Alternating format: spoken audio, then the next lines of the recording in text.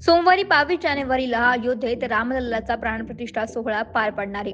पण या सोहळ्याला मुख्यमंत्री एकनाथ शिंदे हजेरी लावणार नाहीत. पण असा निर्णय त्यांनी का घेतला आणि नंतर कधी राम मंदिराला भेट देणार आहेत या संदर्भात त्यांनी ट्विट करून माहिती दिली.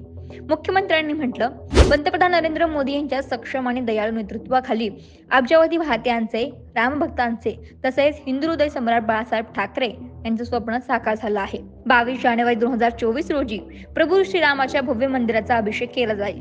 मी महाराष्ट्रातील जनतेच्या वतीनं पंतप्रधान मोदींचे मनापासून आभार मानतो. या ऐतिहासिक आणि नेत्रदीपक कार्यक्रमासाठी आम्हाला आमंत्रित केले आहे.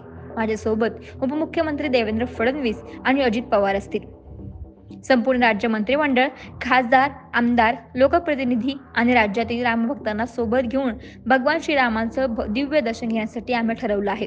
अयोध्येत दर्शनासाठी तारीख आणि वेळ लवकरच ठरवू, असं आपल्या ट्विटमध्ये मुख्यमंत्र्यांनी म्हटलंय. त्यामुळे येत्या 22 जानेवारीला मुख्यमंत्री एकनाथ शिंदे अयोध्येला जाणार नसल्याचं सूचित होतंय. दरम्यान मुख्यमंत्र्यांच्या या निर्णयामागे मराठा आरक्षणाचा मुद्दा असल्याचं समजतंय. कारण लाखो मराठा बांधव मुंबईच्या दिशेने निघाले आहेत.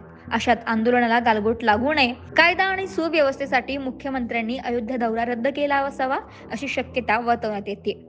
पण नंतर आपल्या संपूर्ण मंत्रिमंडळासोबत ते कधी भेट देतील हे मात्र अद्याप स्पष्ट झालेलं नाही.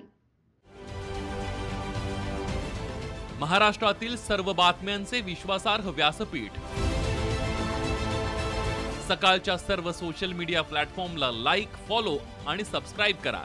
तसंच सर्व नोटिफिकेशनसाठी बेल आयकॉन प्रेस करायला विसरू नका.